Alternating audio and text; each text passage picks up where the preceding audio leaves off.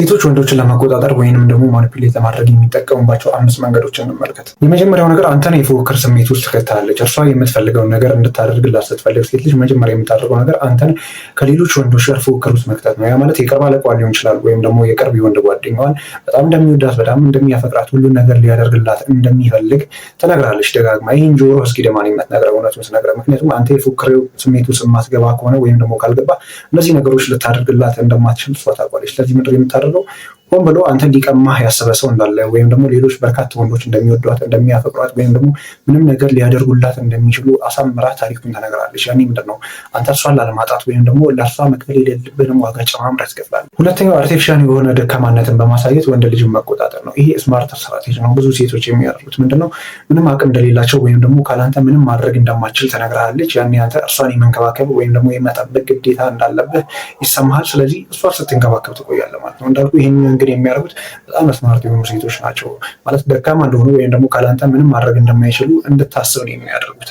እንደዛ ናት እያልኩ አይደለም፣ ነገር ግን አንተ እንድታስብ ታደርጋለች። ያኔ በግዴታ ሳይሆን በውዴታ እርሷን የመንከባከብ ግዴታ ይሆንብሃል። ነገር ግን እንዳልኩ ይሄ አንዱ ማኒፑሌት የማድረግ ወይም ደግሞ ወንድ ልጅን የመቆጣጠር ስልት ነው። ሶስተኛው ነገር ፍቅርን እንደ ጦር መሳሪያ መጠቀም ነው። ይህንን የሚያደርጉት ምን አይነት ሴቶች መሰሉ? አብዝተው ይንከባከቡሃል፣ ፍቅር ይሰጡሃል። በቃ ካለ እሷ ሴት የለም እስክትል ድረስ ነው የምትንከባከብ። ከዛ ግን ያንኑ ካርታ የምትጠቀመው መች መሰለህ?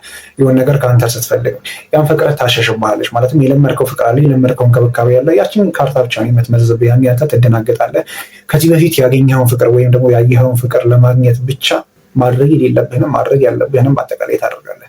ምንድነው ይሄ? ማኒፑሌት ማድረጊያ መንገድ ነው። ሁለተኛው ነገር መስዋዕትነትን ማጋነን ነው። መስዋዕትነቷን በማጋነን ደግሞ አንተን የእድሜ ልክ ባለ ዕዳ ልታደርግ ትሞክራለች። መቼም በፍቅር ግንኙነት ውስጥ ወንዱም ይሁን ሴቱ ማለትም መስዋዕት መሆኑ አይቀርም፣ የሆነ ዋጋ ስለሚከፍል ግልጽ ነው። ነገር ግን ያቺ ሴት የምታደርገው ምንድነው? የከፈለችውን መስዋዕትነት ሁሌም ቢሆን አንተን ባለ ዕዳ ነው የምታደርገው። የሆነ ነገር በተፈጠረ ቁጥር ይህን አድርጌ ያንን ሆኜልህ የመሳሰሉ ነገሮችን በመናገር በቃ የእድሜ ልክ ሸክም ነው የምትሰጠህ እና ይህ ግን ምንም አይደለም። ማኒፑሌት ማድረጊያ ወይም ደግሞ ወንድ ልጅ መቆጣጠሪያ መንገድ ነው። ምክንያቱም የሆነ ነገር የተፈጠረ ሲመስላት ወይም ደግሞ ኮሽ ሲል ያቺን ካርታ ተመዝብሃለች።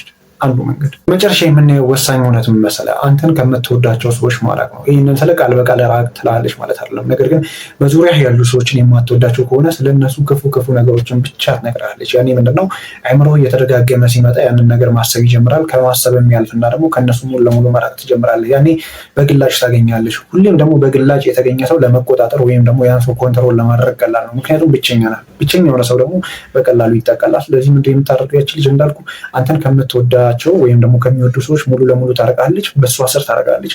ብቸኛ መደበቂያ እሷ ማድረግ ጀምራለች። ያኔ ምንም ሜጃ የለም። ያ ማለት ማኒፑሌት በቀላሉ ተደርጋል ወይም ደግሞ በሴቷ ቁጥጥር ስር ሙሉ ለሙሉ ገብተሃል።